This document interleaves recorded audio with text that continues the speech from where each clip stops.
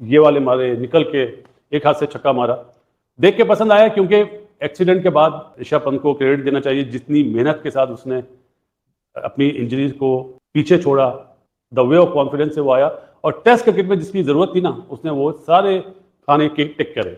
बहुत पसंद आया, वेरी वेल प्लेड। गिल ने तो बढ़िया शौक करा कि बारिश ही बचा पाएगी बांग्लादेश को। पाकिस्तान ने वो चीज़ नहीं करी, मेरे जुमले को ठीक करा इंडिया की टीम ने। और बुमराह के लिए मेरे पास अल्फाज नहीं है, जो वो बॉलिंग कर रहा है ना, जो अमूमन मैं बोलता हूँ ना, सारे बॉलर एक तरफ, बुमराह एक तरफ। अश्विन ने जी टॉप क्लास बॉलिंग करी, बॉलर तो नंबर 1 है, और जो उसने डंडा उड़ाया है ज़बरदस्त। इंडिया का मैच नहीं है यार बांग्लादेश से, माफी के साथ। आपको फर्क महसूस हो गया ना पाकिस्तान की क्रिकेट का? यही बांग्लादेश खेल लेगी ना पाकिस्तान के अगेंस्ट, तो ऐसा लग रहा था कि पाकिस्तान बिल्कुल ही बैकफुट पर है, और यही वो बांग्लादेश है जो व्हाइट वॉश करके गई है और इंडिया के अगेंस्ट खेल रही है। माइंडसेट, सोच, क्लास, बॉलिंग में भी, बैटिंग में भी, और कैप्टनसी में भी, कि कितने कितने ओवर का स्पेल कराना है। ये वो चीज़ें हैं जो बहुत ज़्यादा काउंट होती है। अनफॉर्चुनेटली हमारे भाई लोग, जो हमारे प्लेयर खेल रहे हैं, वो ध्यान नहीं देते। और इंडिया ने जो बैटिंग की है, ये टेस्ट सीरीज उनके लिए एक समझ लें आने वाली सीरीज प्रैक्टिस है, फॉर्म में आना।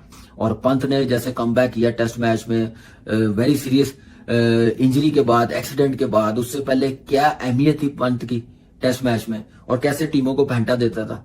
और ये इसके रन्स करने बड़े जरूरी थे कि आने वाली सीरीज में दूसरी टीमों को बिल्कुल अंडर प्रेशर लाने के लिए वो उसने कर दी है। और मेरे ख्याल से कमाल बैटिंग, क्लैरिटी नजर आती है, दिलेरी नजर आती है। ये नहीं है कि ब्रेक हो रहा है, रफ बन गया हुआ है, खेलना मुश्किल है, तो उसने वही इंटेंट के साथ बैटिंग किया। और आप देखें कि इंडियन टीम जो टीम बन गई है वो कितनी जबरदस्त है। बॉलिंग तो है वर्ल्ड क्लास, और बैटिंग भी फॉर्म में आ गई। 6 महीने के बाद लग ही नहीं रहा इंडियन टीम टेस्ट मैच खेल रही है, कोई एक्सक्यूज नहीं है। पंत ने तो नहीं मुझे लगा कि इस टेस्ट मैच से पहले एक्सक्यूज दिया हो, मैं 2 साल के बाद खेल रहा हूं, नहीं। ये सारी एक्सपीरियंस और दिमाग की गेम, मेंटली कितने स्ट्रॉन्ग है, जबरदस्त परफॉर्मेंस। कल लंच तक मैच खत्म हो जाएगा, लेकिन देखते हैं कि बांग्लादेश की टीम 250 200 ये रन्स बनाएगी 4th इनिंग्स में। अश्विन अन्ना, तो अश्विन अन्ना जी ने बताया है कि जनाब बॉलिंग फिर कैसे की जाती है। तो he is amazing cricketer with the bat, he was too good. Score जब चाहिए था टीम को तब 100 भी किया, और अभी जब जरूरत थी विकेटों की। Anyways, Bumrah was the bowler who gave the breakthrough, और खास करके जो कैच पकड़ा, कैच ऐसा शानदार, इतने शार्प रिफ्लेक्सेस से जायसवाल ने एक ही हाथ। तो फिर क्या हाल होगा भाई ऋषभ पंत जब आके मारेगा, तो यही हाल होना है कि वो डाउन द ऑर्डर आके वो कोट कोट के बुरा हाल कर देगा। वो तो चलो आपने क्या हो सकता है, ऋषभ पंत ने तो अखीर करके रख दी ना भाई। सेंचुरी मारो तो फिर ऐसी मारो कि सामने वाला भी हिल के रह जाए। और टेस्ट के अंदर उसने ओडीआई वाली सेंचुरी मारी, 119 बॉलों के ऊपर उसने 129 बॉलों के ऊपर उसने 109 मारा, और इतना मारा कि सामने वाले हिल के रह गए। क्या इंडिया में 2 बैटर थे, दूसरा ऋषभ पंत है, एक का नाम था वीरेंद्र सहवाग, जिसका डिफेंस अटैक था। वो पहली बॉल भी उसको मिले तो वो मारता था, और उसके बाद ऋषभ पंत वो प्लेयर आया जिसका डिफेंस जो है वो अटैक। बांग्लादेश 2 बारियां लगा के भी 515 ना बना सके, और क्या कमाल की, ओए होए होए, ऋषभ पंत ने भैया दिल खुश करके रख दिया है। कम बैक हो तो ऐसा हो, वरना हो ही ना। 638 दिनों के बाद तो फिर क्या हाल होगा भाई ऋषभ पंत जब आके मारेगा, तो यही हाल होना है कि वो डाउन द ऑर्डर आके वो कोट कोट के बुरा हाल कर देगा। वो तो चलो आपने देखा ही है, लेकिन मैं वही बात नहीं करना चाह रहा कि क्यों जीता, एनालिसिस तो आप पूरी दुनिया से सुन लेंगे। मैं सिर्फ ये बात करना चाह रहा था, देखें कि मैं जब देख रहा था कैरेक्टर हिंदुस्तान टीम का, कि क्या हो सकता है, ऋषभ पंत ने तो अखीर करके रख दी ना भाई। सेंचुरी मारो तो फिर ऐसी मारो कि सामने वाला भी हिल के रह जाए।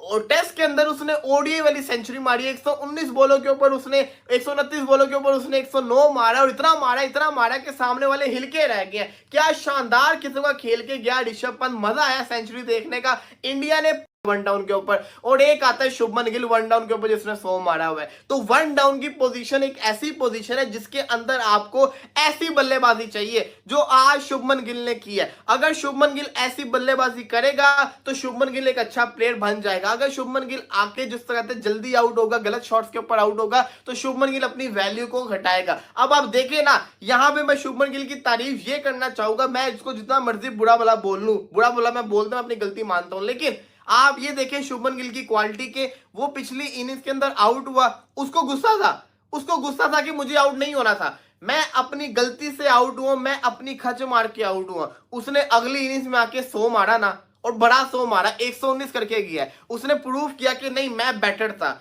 यही चीज मैं कह रहा था, जब बाबर आजम पहले इनिंग्स में बांग्लादेश के अगेंस्ट ऐसे ही आउट हुआ था ना, जिसको कहते हैं ना सॉफ्ट डिसमिसल, बाहर का बॉल था उसने खेल दिया और आउट हो गया बाबर आजम।